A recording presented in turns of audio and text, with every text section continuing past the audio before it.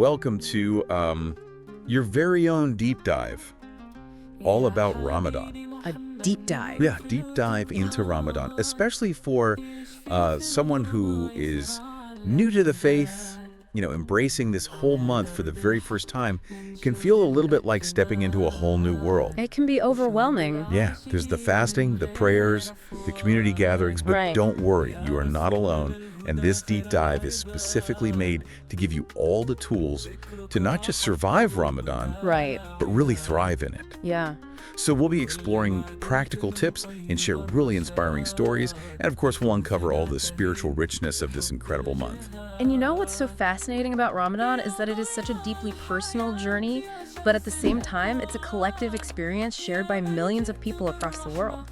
Exactly. And to illustrate that, we have the incredible story of Aisha, a woman who embraced Islam just before Ramadan.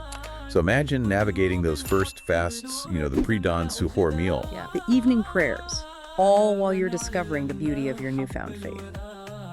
Aisha's story is a testament to the strength and support that is found within the Muslim community.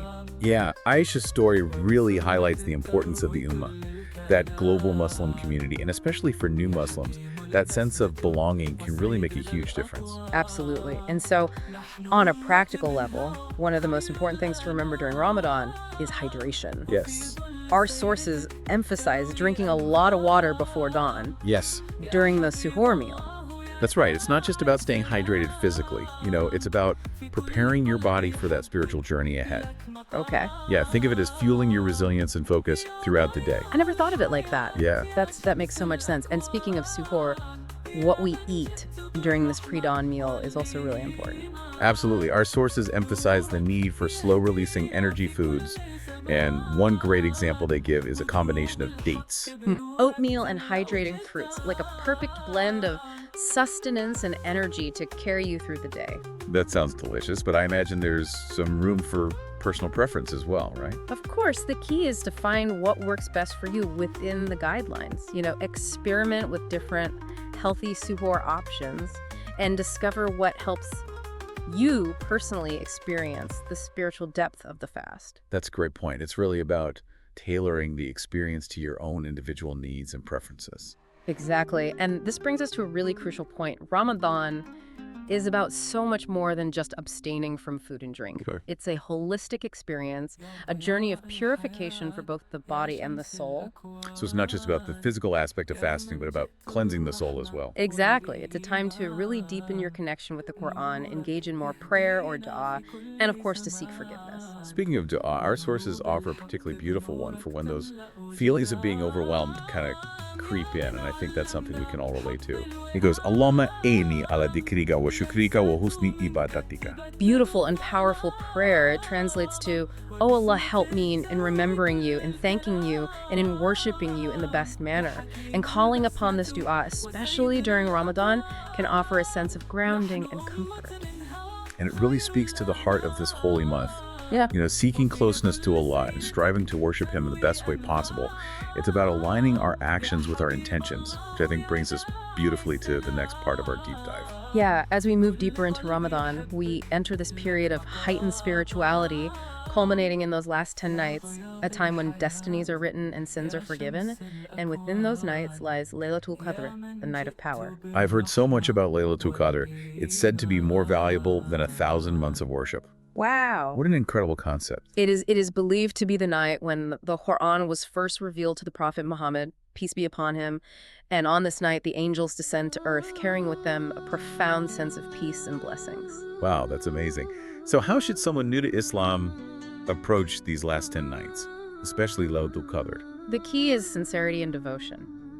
Increase your acts of worship, pray extra prayers, recite the Quran, engage in dhikr, which is the remembrance of Allah, and make heartfelt du'as. So it's not just about the quantity, but the quality as well. Yes. Being truly present in those moments of prayer and reflection.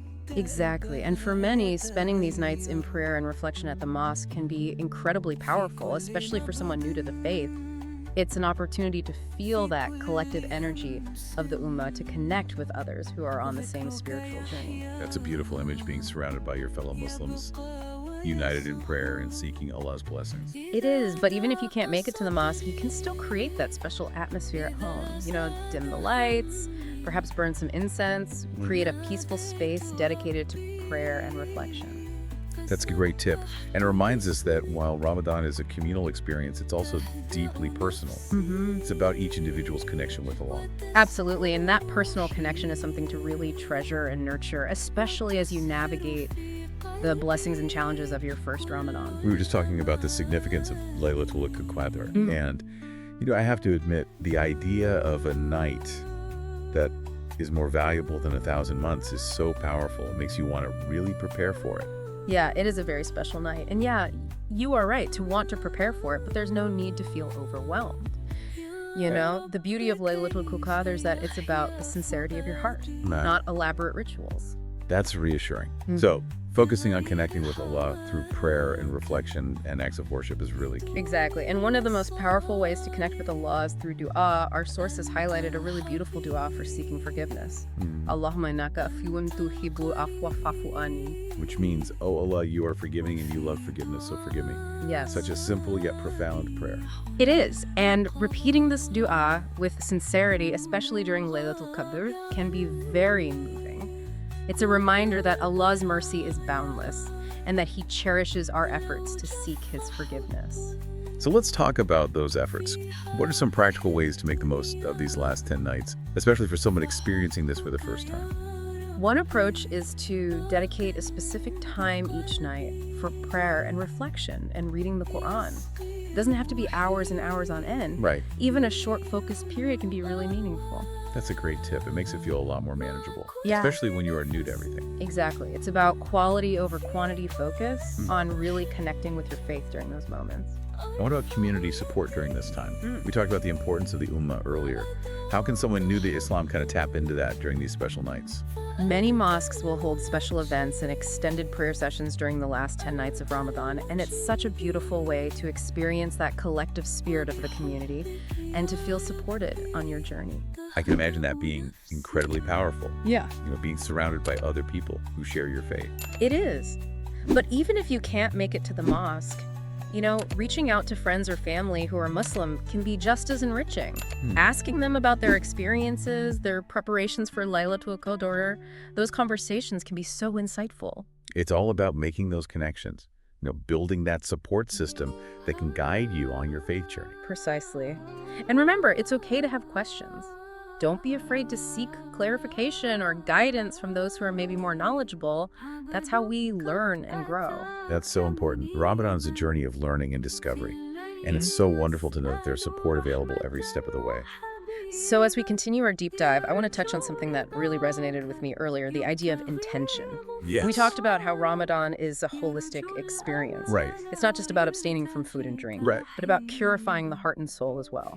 Yes, and intention plays a crucial role in that purification process. So it's not just about going through the motions, but it's about understanding the why behind our actions during Ramadan. Exactly. Taking that time to reflect on your intentions can make your Ramadan journey so much more meaningful. Why are you choosing to fast? What do you hope to gain from this experience? Asking yourself these questions can really help you connect with that deeper spiritual purpose of this holy month.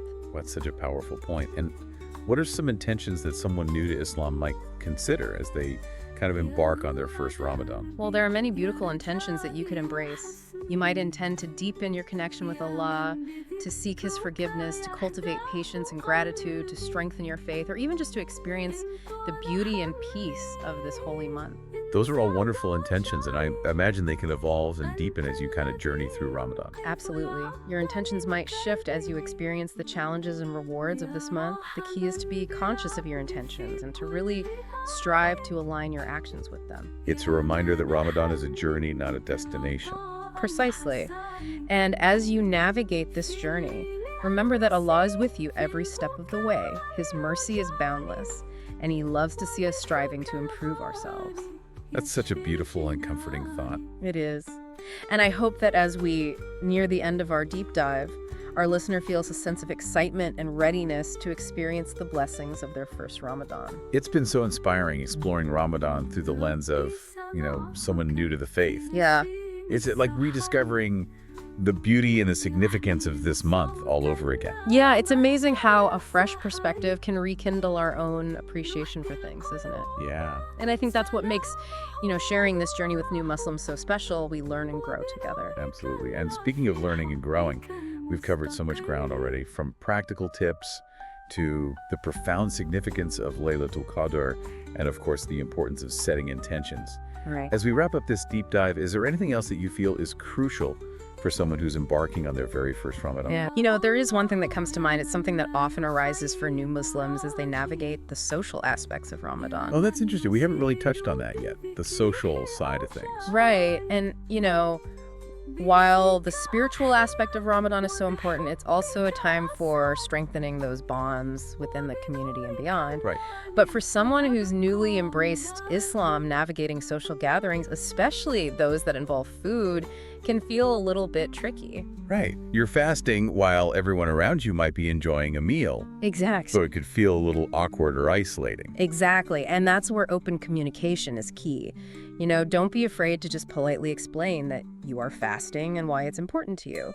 You might be surprised by how understanding and supportive people can be. Yeah, and it's a chance for you to share your new faith with other people you know, to educate them about the beauty and significance of Ramadan. It is, and who knows, it might even inspire some really meaningful conversations and deeper connections. I love that, turning a potentially awkward situation into an opportunity for growth and understanding. Exactly. It speaks to that beautiful concept of dawah, sharing the message of Islam with kindness and respect. Precisely, and remember, you don't have to go into these lengthy explanations if you're not comfortable, Right. A simple "thank you, but I'm fasting for Ramadan" is perfectly fine. Perfect. Such great advice, and I think it just highlights the importance of approaching any challenges that come up during Ramadan with patience and grace. Absolutely. Ramadan is a journey of spiritual refinement, and part of that refinement involves cultivating those qualities of patience and compassion and understanding toward ourselves and others. So beautifully said. So as we conclude this deep dive, what would be your final words of encouragement for our listener who is embarking on their first Ramadan? Approach this holy month with an open heart, a thirst for knowledge, and a sincere desire to connect with Allah. Embrace the challenges as opportunities for growth, and really savor those moments of spiritual connection. Remember, you are not alone on this journey. Millions of Muslims around the world are standing with you, offering support and encouragement every step of the way. Those are truly inspiring words, and as our listener embarks on this incredible journey, we would love for them to continue exploring the beauty and richness of Islam with us. Be sure to subscribe to our podcast and join our online community, where you'll find even more insights, inspiring stories, and a supportive network of fellow Muslims. Yeah, we are here to support you every step of the way. And with that, we leave you with a heartfelt Assalamu alaikum wa rahmatullahi wa barakatuh. Peace, mercy, and blessings of Allah be upon you. May your first Ramadan be filled with blessings, joy, and spiritual enlightenment.